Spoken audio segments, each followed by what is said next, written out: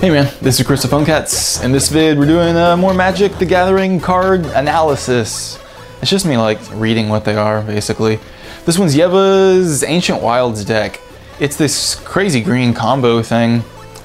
After this vid, check out PhoneCats.com if you want to buy an iPhone for like $325. Those are all Sprint ones. Not bad. Okay, we're looking with Bond Beetle. 1 mana for a 1, it's a 0/1, and when it comes into play, you put a +1/+1 counter on something. Kind of cool. I mean, you do it on its own Beetle, and then it's a 1/2, and sometimes that's enough just to kind of like slow the momentum of a 1/1 Assault, which is the problem that I feel like with this deck. I can't survive that rush. Taunting Elf is crazy. It's like the best card in the deck. 1 mana for a 0/1. All creatures that can block it must block it. So it's like the white soldier deck. It's like their Odric, and it's like that new Phage card on black, where if it attacks, they lose the game. Kind of opposites, but whatever. Elvish Visionary is your turn 2 play. Ugh, 2 mana. When it comes into play, draw a card. So let's say you got like a decent early game hand, and it would be like Bond Beetle, you got a 1/2, and then this, and you got a 1/1. Or maybe you got like the God Draw, and you'll survive long enough to Fauna Shaman. 2 mana for a 2/2, so it's like a Grizzly Bear with a crazy Worldly Tutor built in. You pay 1 green and discard a creature card from your library, or from your hand. And then you go through your library and put any creature card in your hand. So you can go strategic and get that 1 card that you need. It's nice. Awakener Druid is pretty cool. I think you can play with 1 of these. It's 3 mana for a 1/1, and you turn 1 of your forests into a 4/5 creature. If you are playing this on turn 4 and you target a land that has been in play for a while, you can attack with it that turn. It's kind of cool. If you're doing flash mechanics, you can surprise people with it. I like Mana Plasm.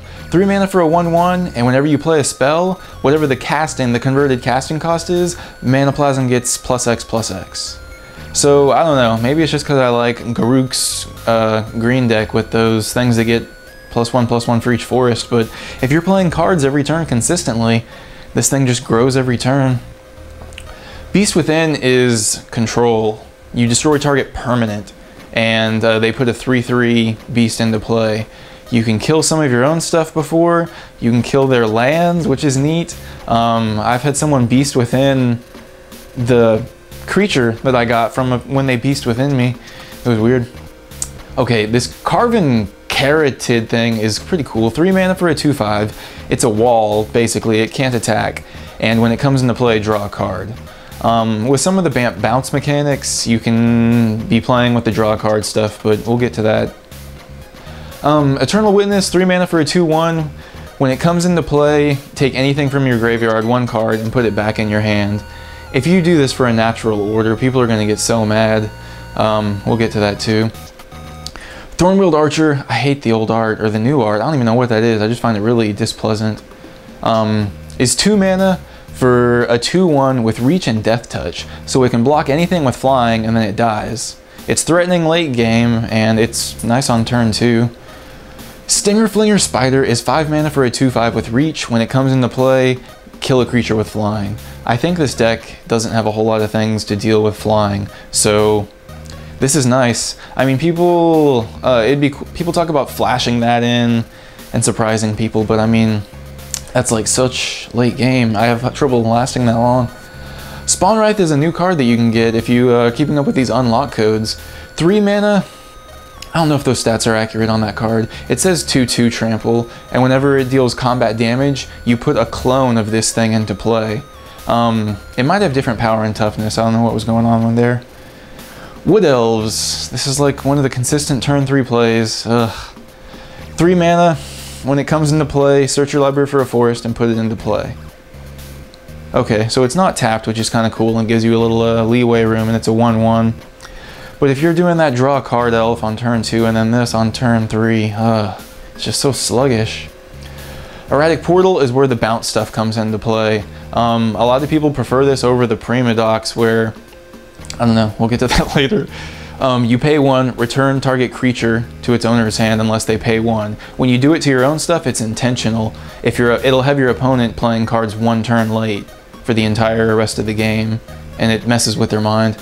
Natural Order is the one reason that I enjoy playing this deck. Turn 4, sacrifice a green creature, and you search your library for a green creature and put it into play. There's so many monsters in this deck that you can just bust out on turn 4. One has haste. It's disgusting. You can't even kill the creature in the response. I've tried to pause it, but it's part of the casting. Okay, Rolling Primodox is 4 mana for a 4/4, and at the beginning of your upkeep, you have to return a creature to your hand. You can return that little baby Bond Beetle and start pumping up 1/1s. You can do a draw a card mechanic. There's so many things. You can kill their lands or just do control with the acidic slimes. It's fun if you can survive to that point and start messing with people. Vengevine's 4 mana for a 4/3 with haste. Nice. And if you cast 2 creatures in a turn, if it's dead, it comes back into play. So it gives you a reason to play creatures before your attack phase, and it's nice. I guess you could do some funky surprise block too if you played some stuff with flash.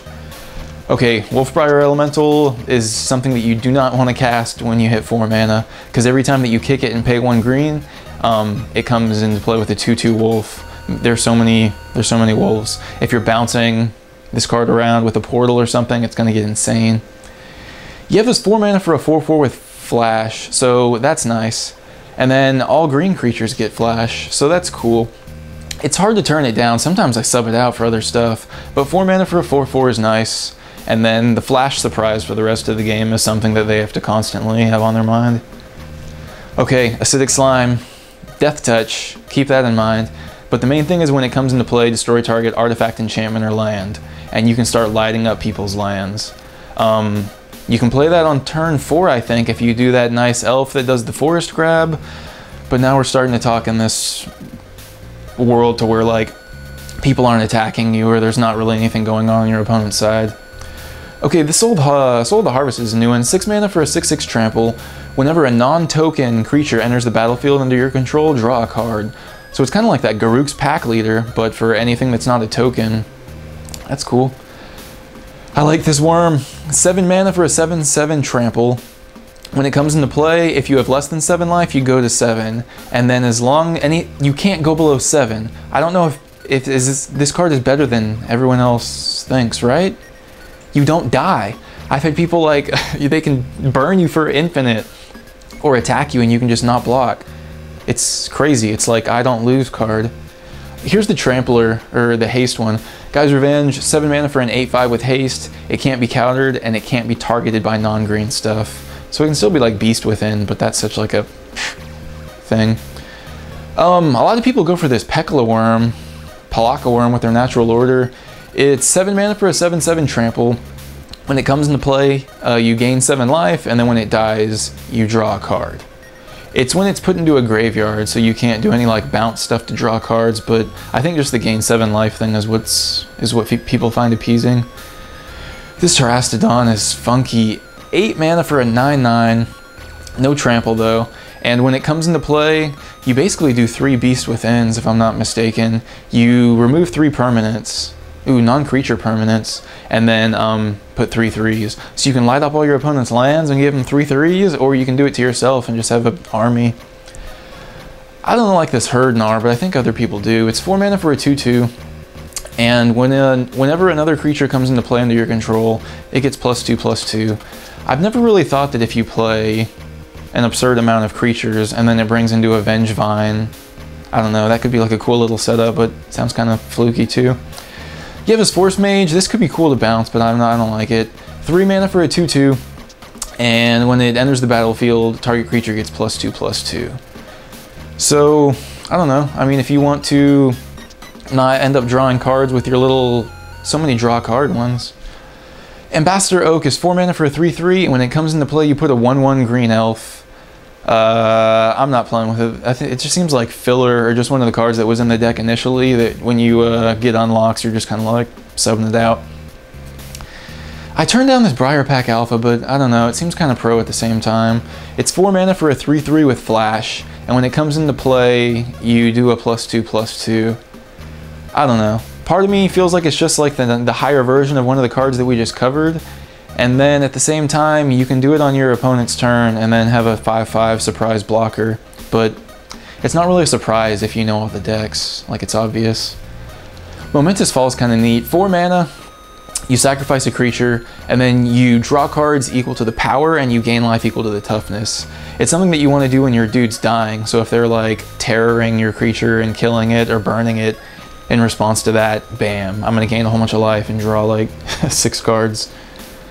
You can play with an Overrun, but I don't know, this isn't like the elf deck that I dreamed it would be. It's 5 mana, creatures you control get +3/+3 and trample. So, I don't know, you might be able to pull that like turn 5 kill if you've been playing small creatures every turn. Thragtusk is 5 mana for a 5/3. When it comes into play, gain 5 life, and when it leaves the battlefield, put a 3/3 beast into play. So check it out how the end effect isn't when it hits your graveyard, so it's bounce friendly. It's cool, but I took it out. Sometimes I lose to it and get mad and feel like I should put it back in. Lurking Predators is 6 mana for an enchantment.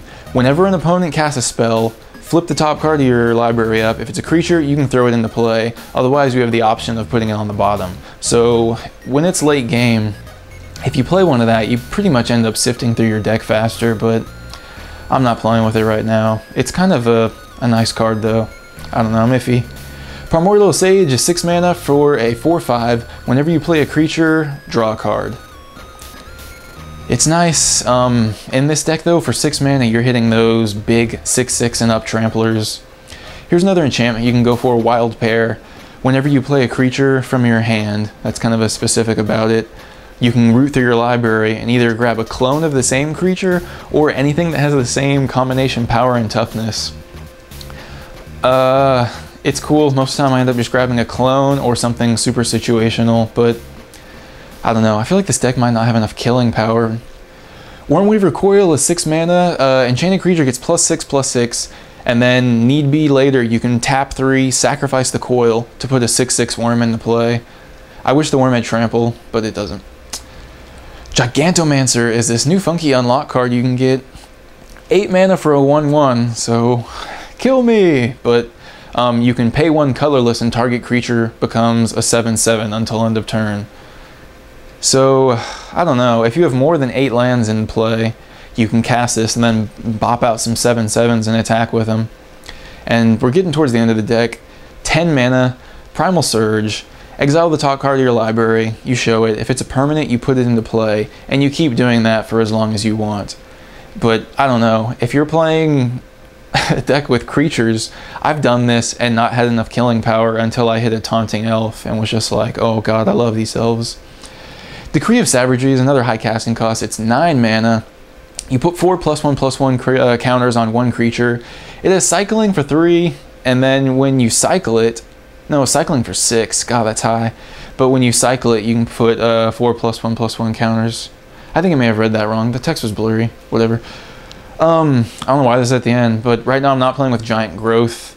1 mana, target creature gets +3/+3 until end of turn. It's nice, and it can be a surprise save, like when you're attacking and they try to burn something, but I don't know, I've tapped it out right now. There's a ring in this one. It gives a creature trample, the +1/+1s, but it's 2 mana to cast, and I don't like it in my mana curve or the way that I'm playing. And it just gives it trample, unless I'm reading that wrong, and the +1/+1 at the beginning of your turn, which is, I don't know, just average. You can play with these Caller of the Claws, but it's kind of funky. 3 mana for a 2/2, it has flash, and you want to play it whenever a whole bunch of your creatures died. Because for each creature put in your graveyard from play this turn, you pop out a 2/2 green bear. So, it's weird. Thanks for watching, PhoneCats.